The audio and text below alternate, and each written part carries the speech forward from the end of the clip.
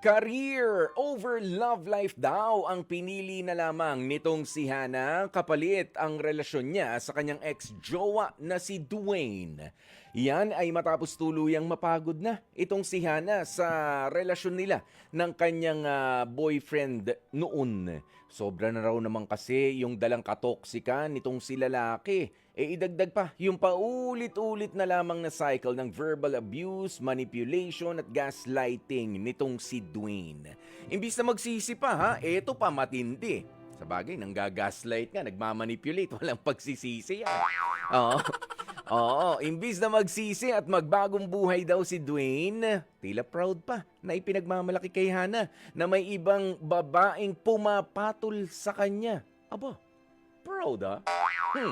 Dumating pa nga sa punto na humingi na ng tulong mula sa espesyalista itong si Hannah, mapabuti lang daw ang kanyang nararamdaman. Kaya naman mula pa po sa Albay, etong si Hannah, 21 years old, magandang tanghali sa'yo, Hannah.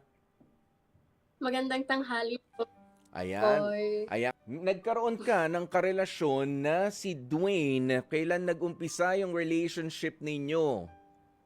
Grade 12 po kami. Naku, Nag-start babata yung pa. relationship namin.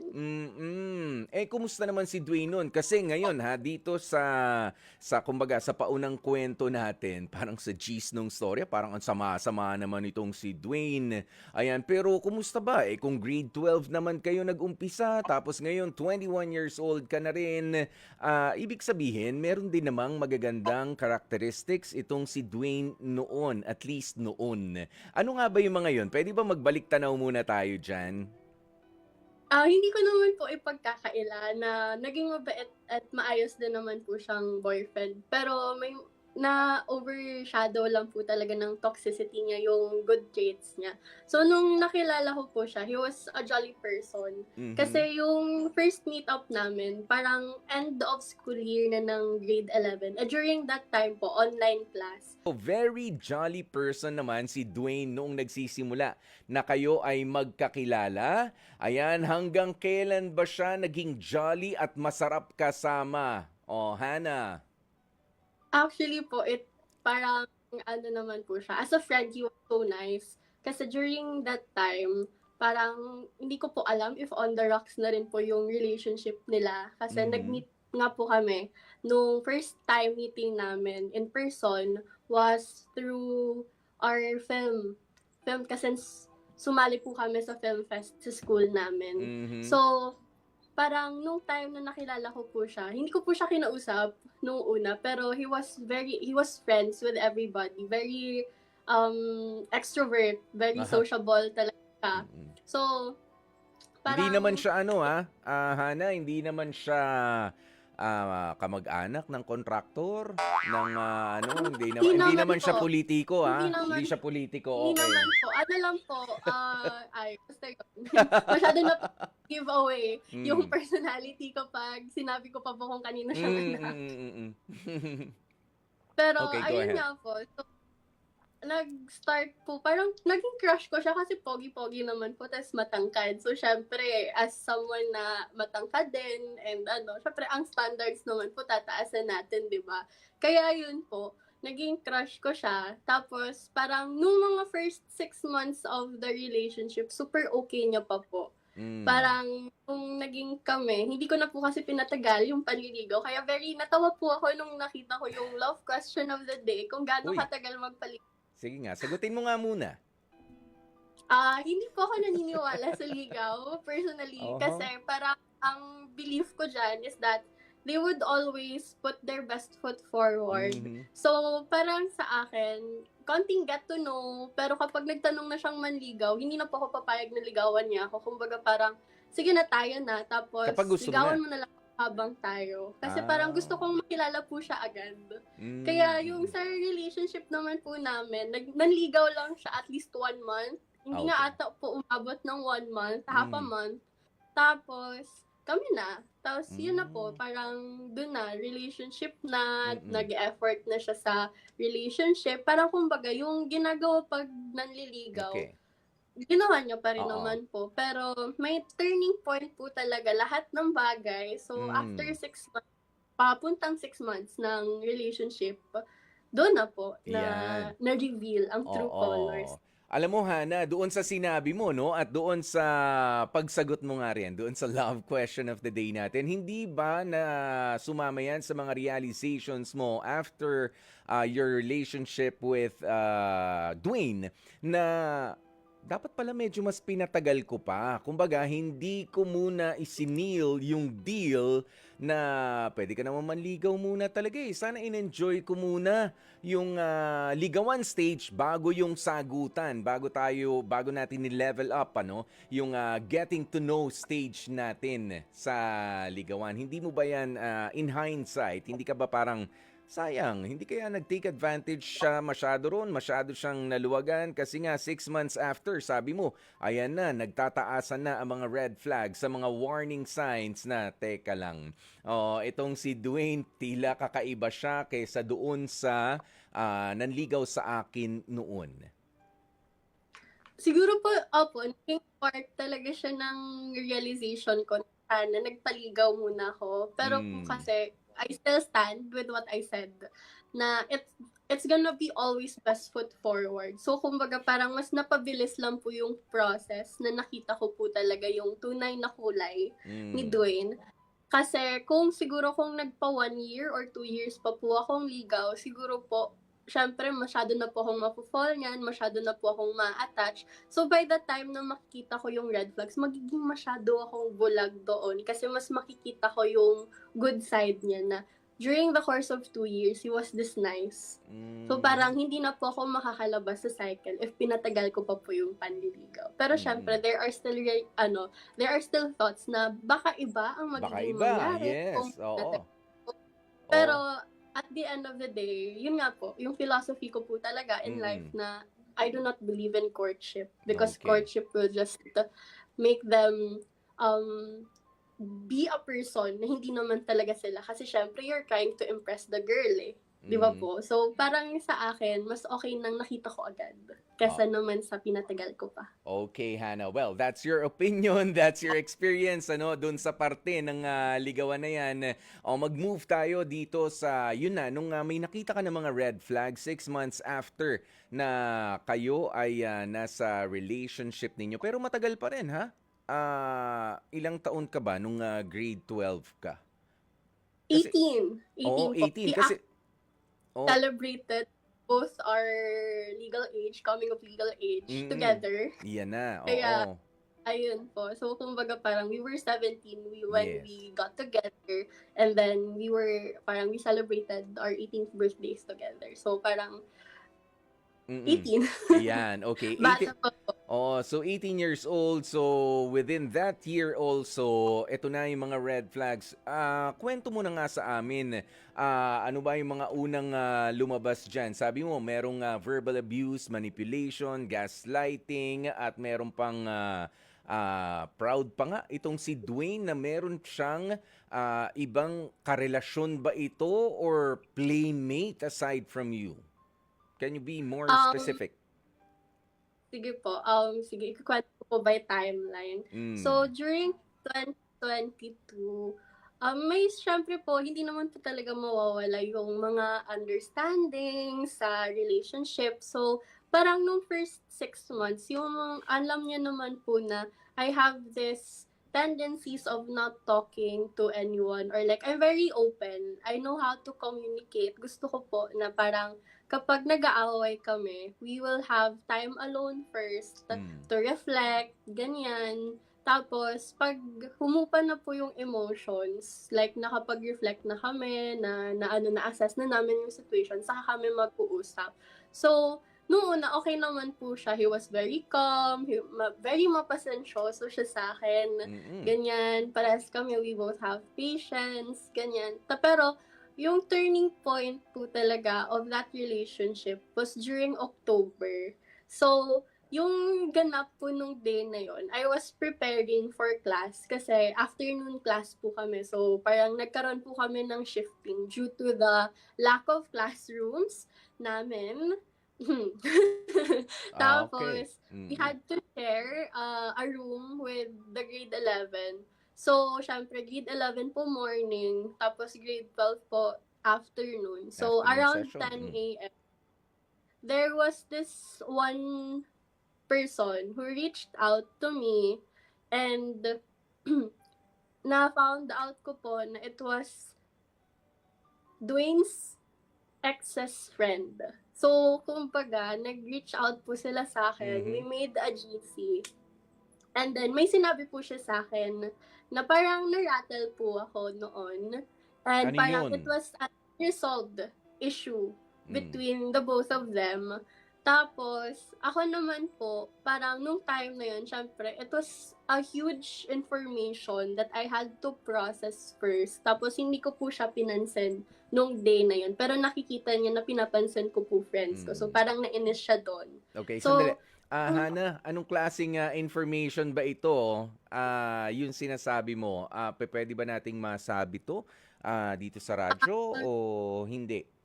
hindi po, Oh, hindi po siya okay. pwedeng masabi. Oo. So, Pero it's pwede ko bang hula? unresolved issue po siya na Oo. parang past issue. Okay, past issue, ano ba, nagkaroon ba sila ng anak? Ganun ba yun? Hindi naman? Hindi naman Not po anak. necessarily? Hindi naman, Okay. actually naman po anak. Pero Mm. parang it's that deep na naging issue rin po siya. Na Mm. parang malaking issue rin. Na parang ma-reveal po talaga na parang it's the first red flag na binigay na sa akin pero hindi ko pa rin siya pinansin because I chose to understand his side. Kasi ako po, ang sabi ko dun sa ex niya, sabi ko, I will talk to Dwayne and I will ask him of his side. So, kinausap ko po siya nung uwian namin, nung dismissal. Tapos, sinabi niya sa akin yung side niya. Although sabi niya, naging honest naman daw siya, na sinabi niya naman daw yon pero hindi niya sinabi yung full context of that, na gano'n na pala yung nangyayari. So sabi, inintindi ko po, sabi ko, sige, I understand you, but I want you to talk to your ex, resolve it. So, nag-usap naman po sila, minessage niya, pero syempre galit po yung ex niya sa kanya, so hindi na po siya pinakinggan. Oo. Pero clear out niya naman yung side niya, nag-explain Okay. siya sa akin. Oo. So, Hana? doon po, Hana, ayan, for the benefit ng ating mga listeners at ng ating mga viewers, ano ba ito? Issue ba ng cheating ba ito? Or something else? something else. Something else, very personal, at Very- lalong-lalo na very confidential para sa kanilang dalawa. Oo, Yes po. may recorded convos, videos, pictures, whatever. At least, 'di ba, we have an idea, 'di ba, na ganoon kalala. Okay, Yes ayan. po.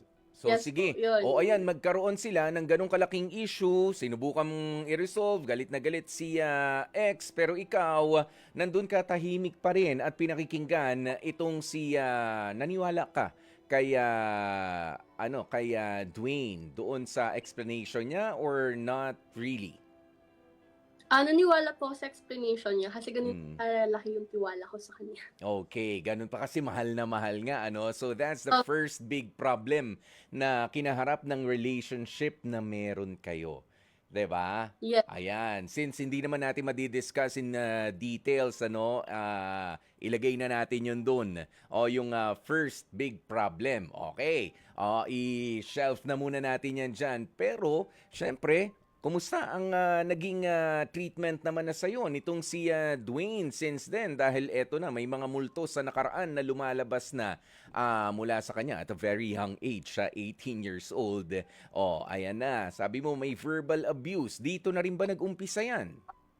Hindi po. Okay. Pero doon po, ito po yung naging turning point where I saw how bad his anger management issues were. Okay.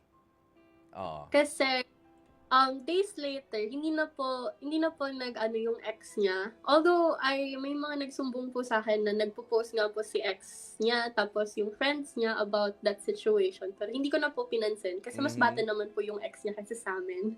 So syempre ayoko na pong pumatol sa bata. So I chose to be the understanding person.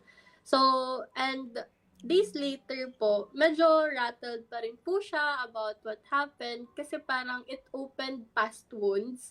And according to him, parang ano siya, parang nagbago na raw po siya and all, pero nababalik na naman po siya. So, it was frustrating on his end, which I understood kasi parang he was being painted as that guy ulit, as a bad guy ulit. So, Uh-huh. parang naging tuloy-tuloy po yung araw namin. Pero days later, when we were on a call, kasi parang naging routine na po namin na we would always call after class, kapag gabi. Syempre po, Mhm. bebe time, di ba? Tapos, gagawin lang po namin, Bebe magre-review time. kami, Mm. mag-aaral, sabay, ganyan. Mm. Tapos, yung time na yun, parang nagbibiroan lang po kami. Hindi ko na po ma-recall masyado kung ano Mhm. talaga yung pinag-uusapan namin. Pero ang naalala ko po is, nagbibiroan po kaming dalawa na parang ako, na happy-happy ako. Tapos parang bigla niyang na-bring up nga yun po. Tapos, right in front of me po, he punched the wall in front of me. Tapos nakita ko po talaga sa camera na nabutas talaga yung pader. Mm. So, sa akin naman po, as someone na parang may traumas din po sa mga ganyan, sa mga nagdadabog, sa mga nagwawala, medyo nagulat po ako sa nangyaring iyon. Kasi, Mhm. alam naman niya po yung mga traumas ko, yung mga pinagdadaanan ko, pero ginawa niya po yun sa harap ko. So, parang in the call, sabi ko, matutulog na Oo. ako. Pero in reality, I called my best friend and Mm. then nag-breakdown po ako sa kanya kasi hindi ko na-trigger po ako Yeah, nung natakot ka. pangyayaring yun. Yes, oo. So ayan, merong anger management issue itong si Dwayne. So that's number two. Okay? That's number two. Pero yun ba ay nangyari lang yan sa video call, ano? Linawin ko. Sa video call, Yes, nangyari na nasira so call. talaga yung wall ng dahil sa uncontrollable anger na meron siya, ano? Ayan. At syempre, punta na tayo doon sa isa pa. May manipulation kang sinasabi, gaslighting, verbal abuse. Hindi pa ba ito yung mga yon? May mas malala pa ba yan? Nagtuloy-tuloy pa Pero mas yan. wala Oh, ako. okay. Mm. Later on, nakipag-break po ako sa kanya. Kasi sabi ko, I cannot be with someone like that, na I'm still healing. Tapos, ganun siya. Pero later on, nagbalikan lang din po kami kasi Mm. umiyak po siya sa harapan ko na saying na he wants to fix it. So, I think that can pass as manipulation. Mhm. Okay. So, ayun Dahil po. manipulation in a sense na parang hinulog mo ko sa bitag and then after na tanggapin mo ulit siya, bumalik pa rin siya sa old ways niya. Tama ba? Mm, parang after po nun, dun po talaga lumabas yung anger niya Ayan na. na we would always fight, we Oo. would all like kahit super babaw na po Mm. na problem, we would always argue about it. Okay, lagi na So, siyang irritable na itong si Dwayne towards yung mga petty issues na meron kayo. Pero ito lang yung gusto kong linawin, ano? Itong pagiging, sabi mo nga, may anger management issue. Itong si Dwayne, hindi ka ba nakatikim ng pamimisikal galing sa kanya? Kasi that's a luckily no-no. na po, hindi. Hindi naman ha, okay? Hindi naman Nakokontrol niya, po. nagkakagalit kayo, nag-aaway, just like other lovers do. Ayan, pero hindi naman dumating din doon sa punto na nawalan ka na ng tiwala naman sa sarili mo at naniwala na ang pangit ko. Hindi ako mapagkakatiwalaan, hindi ako maasahan as a partner or dumating ka sa ganung punto. Hindi naman po, Kuya Poy, kasi Okay. I'm that secured of myself. Okay.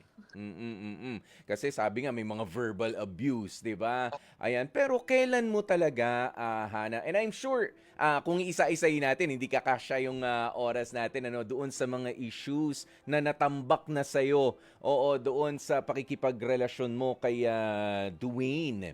Okay, pero kailan mo talaga na-realize na teka lang, enough is enough. Tama na. I don't deserve this kind of treatment. 'Di ba? Hindi naman ako naghahangad na maging Disney princess pero teka lang, ayoko na sa'yo, Dwayne. Tigilan na natin ito. Kailan mo na-realize 'yon? Siguro po yung po talaga, as in yung Mm. super realization na hindi na po ako bumalik sa kanya was when he was already making me choose Oo. between my career. Like, I mean naman po totally blatantly na Mm. choose between career or love.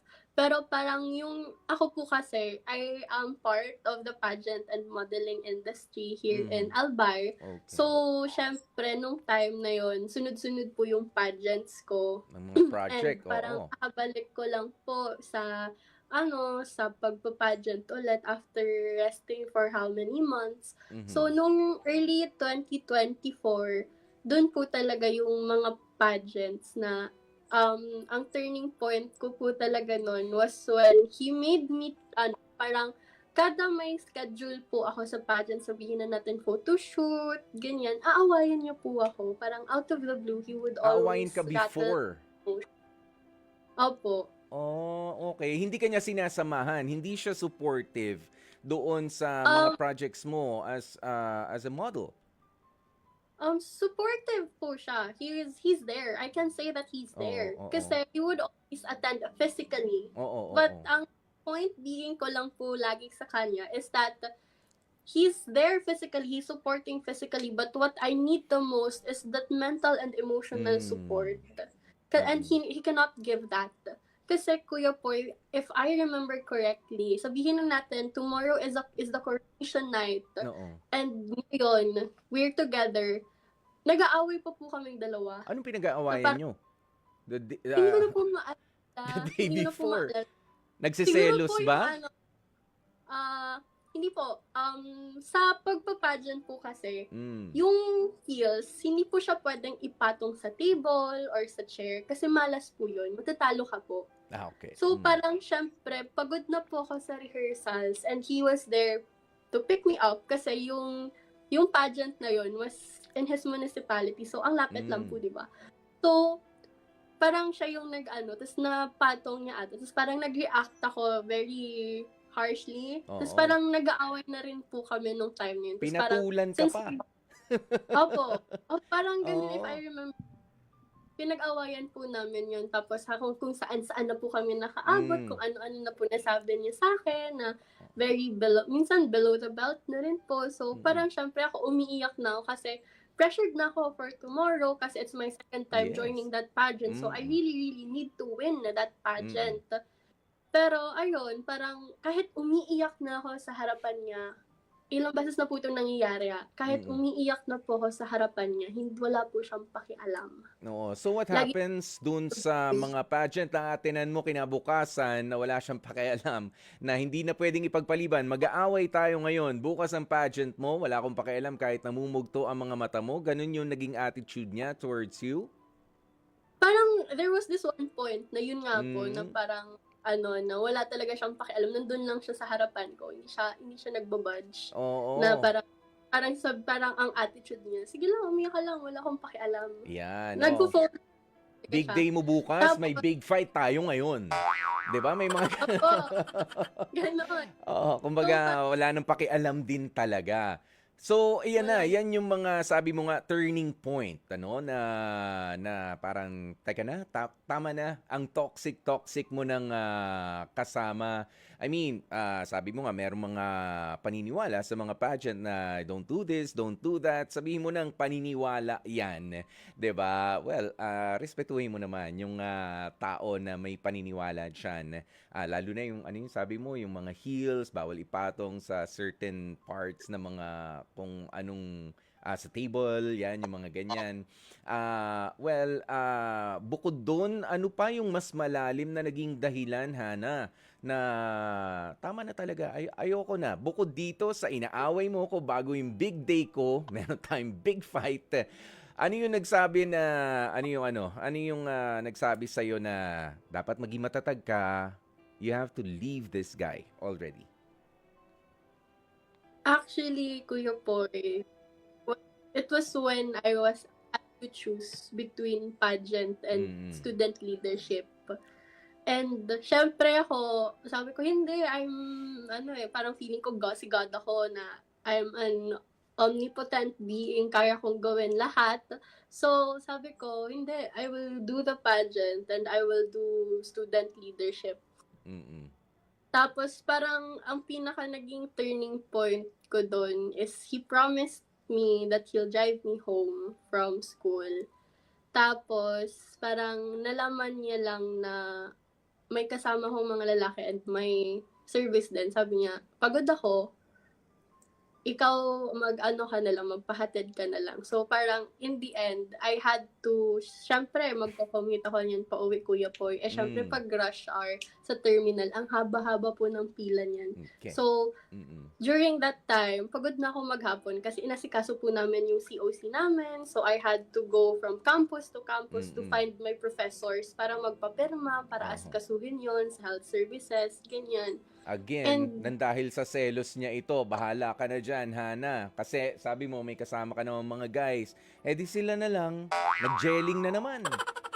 Mm-mm. yes po, tapos ayun, so parang after nun, nakauwi naman po ako safe, nakapag-commute po ako, although rush hour, nakatayo lang po ako sa bus, ganyan.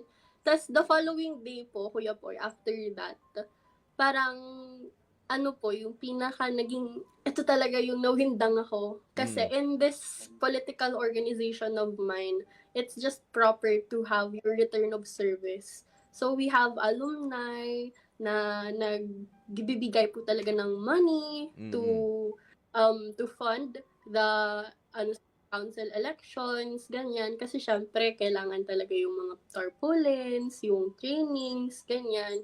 So parang ano lang, after that, na galing ako sa kanya, nakipagkita pa kami. So we just talk, nagkita pa kami. Tapos later on, when we ate, kasama ko slate mates ko. Kasi yung slate mates ko po, 5 kami sa slate. Uh-huh. 2 kaming babae, tapos 3 lalaki. Although yung 2, bading naman po.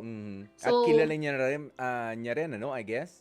Oo, kilala naman. tapos, ayun nga po, nag-send lang po ako ng photo ng food na libre. Tapos, sinabi ko po kung sino yung nanlibre. Which is, sinabi ko naman po na eto nga po, si Kuya linibre kami. Tapos, sabi niya, parang nagselos siya kasi Ayan na. lalaki raw yung nanlibre, bakit ka raw lilibrehan? Sabi ko, lahat naman kami linibre. Lahat Sasabihin naman ko kami. sana, Hana, huhulaan ko kung anong naramdaman niyan. Nagselos na naman. Oo, nagalit na naman siya. Tama pala ako. Nagalit siya. Tapos, ang pinaka natawa po kaming lahat doon is that yung pinagselosan niya ay bading. Okay, at dito nga sa lahat ng mga nangyaring ito, Hana, ito na kasi sunod-sunod na talaga. Kumbaga wala ka nang ikinilos.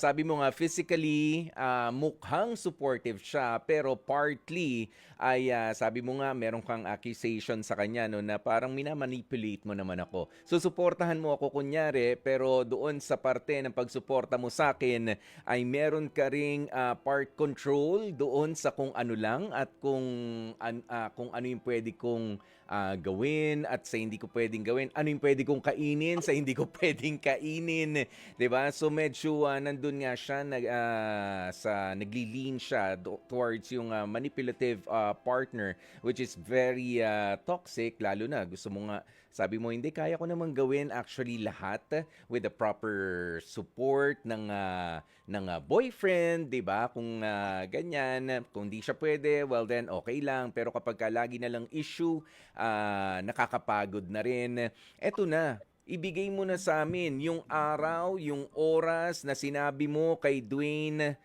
ayoko na, goodbye. Tama na, I don't deserve this talaga. Ganda kong to. Ganun. Actually, Kuya Poy, we had a lot of breakups talaga. There was this one instance na umiiyak na ako sa harap niya after our big fight. Tapos parang sinasabi ko na, ayoko na, pagod na ako sa cycle na to. Gusto ko na mag-focus sa career ko. Tapos sasabihin niya sa akin na, parang, agree siya, pero later on, he would like be so dramatic saying na, ako raw po in the future magiging successful, tapos siya magiging lugmok kasi he doesn't know what to do without me. So, syempre, babalik na naman po ako. Pero yung pinakaging turning point The was ultimate fight, eto na. Kung may mga big fight na mga nangyari, Hana, yung ultimate na. The ultimate match. Ultimate fight. Eto, Kuya Poy, I was already crying. Parang Mm. tinutopak po ako nung time na yun. And he was so trying to be so patient kasi nga he was trying to prove that he's trying to change and that.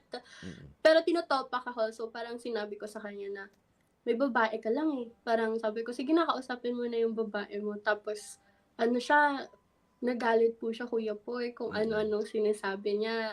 Sinabi niya sa akin na ako nga raw po, parang ang dami kong nakikilalang mga tao, Mm. na ang dami ko raw na ginagawa, so baka ako raw po yung may lalaki, ganyan. Tapos siya nga raw po, school bahay, wala siyang social life. So parang in that aspect, Kuya Poy, parang na-realize ko na why are you so riled up in that context na sinabihan lang kita na ganito, oh sige, you felt betrayed, you felt hurt, you felt pain na sinabihan kita ng ganyan. Pero Mhm. the sudden lash out of emotions was so unnecessary, Kuya Poy, Mm. to the point na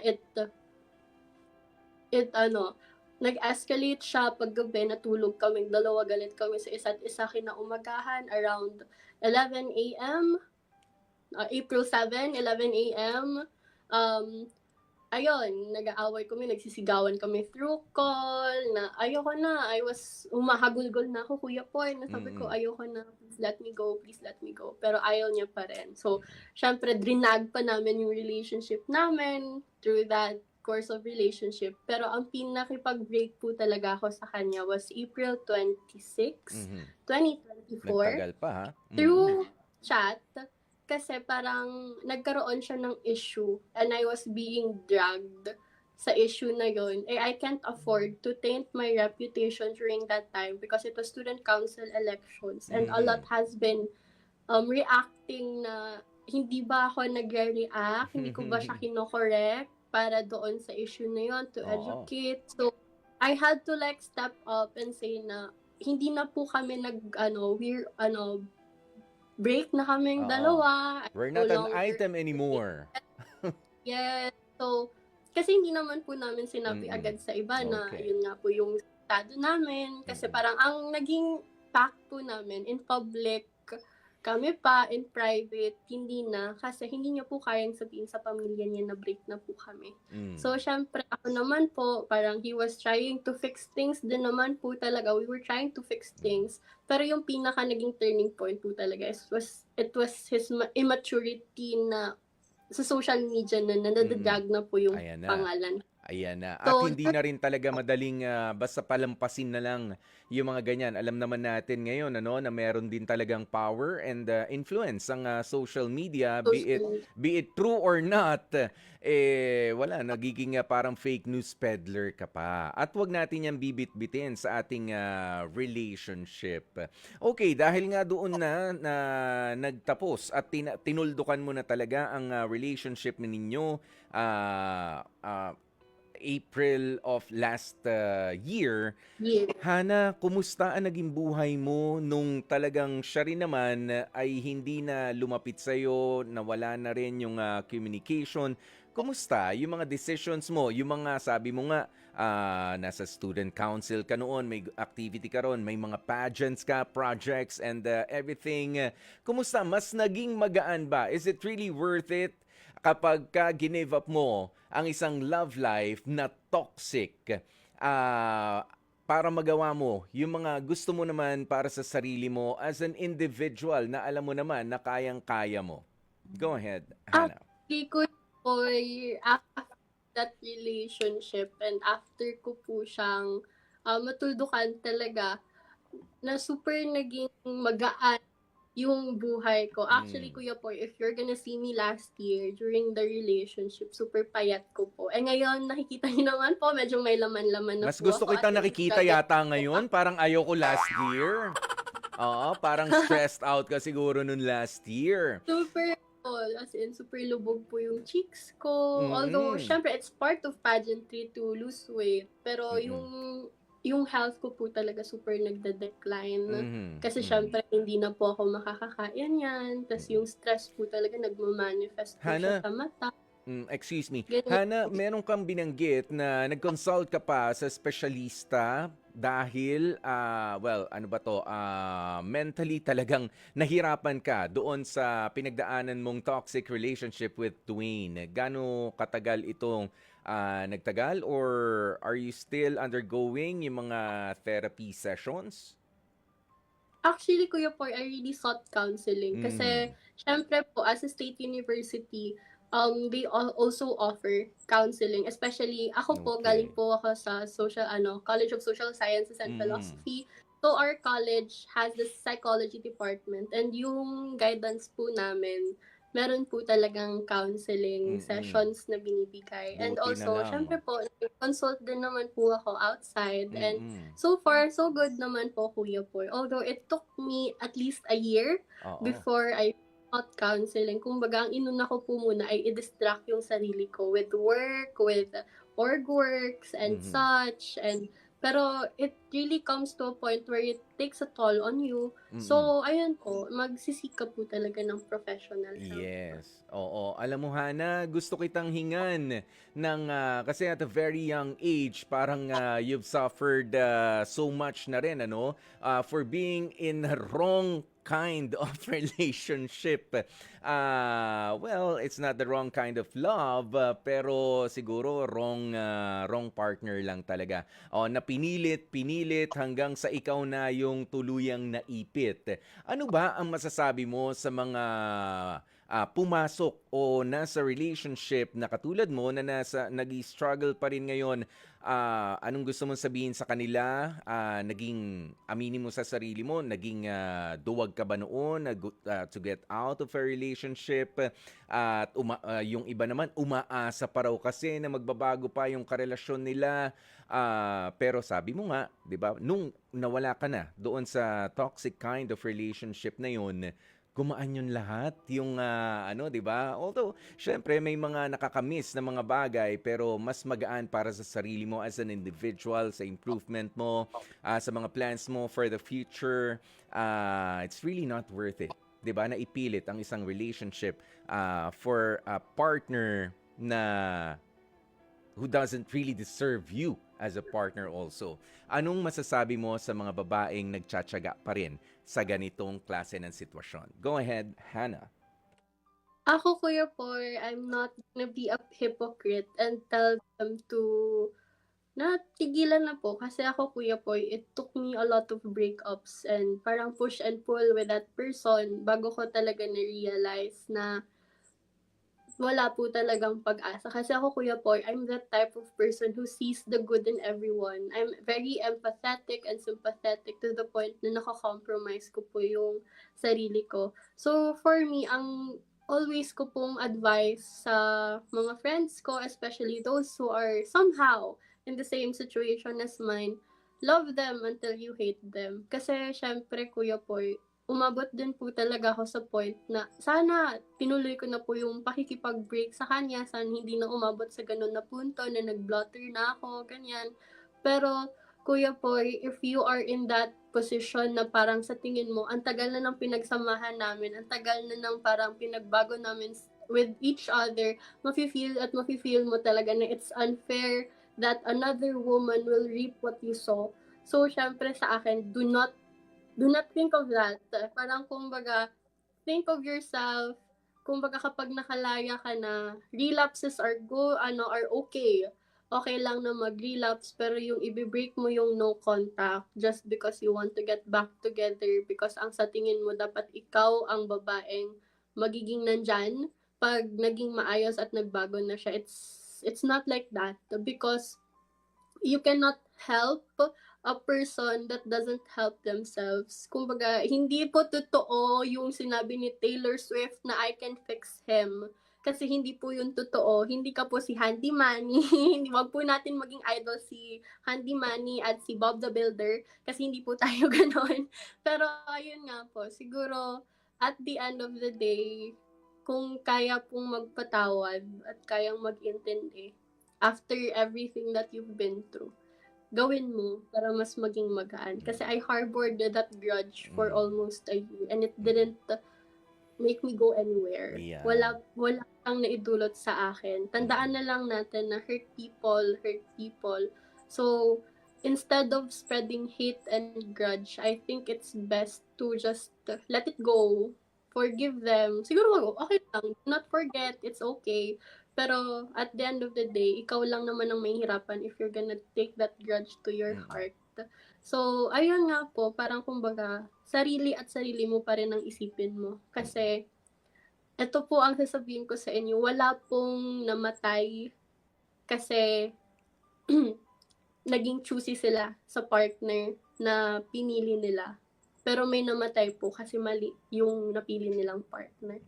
So think of your future children if you want future children. Think of your future self. If you're still in the situation that you're settling for a toxic relationship, isipin mo if gusto mo bang magstay sa ganyang pagmamahal. Kung ganyan ba yung future na nakikita mo. At kung Isipin pagmamahal mo. pa ba yan in the first place? Yes. At kung Baka hindi pagmamahal na. pa po ba siya or you're just blinded by the idea Mm-mm. of him. Yeah. Kasi kung if you're just holding on to that, parang kung ano siya nung unang months ng relationship nyo, I think you need to rethink all your decisions of Mm-mm. staying. Okay. Kasi it's prevention is Mm-mm. better. Kasi isipin mo na lang po na matagal kang mag-stay sa ganyan. Kung Yeah. gusto mo talaga siyang asawahin, matagal ka pong mag-stay habang buhay na po yun. So, maganda Mas po mahirap umalis na doon, Hana, kapag ka napunta pa sa marriage yan. 'Di ba? May legal processes, lalo magastos. po na po tayo, hindi pa po pasado ang Okay. annulment and divorce Okay. bansa natin. Mm-mm. Hana, maraming salamat sa pag-share mo ng paano ba 'to?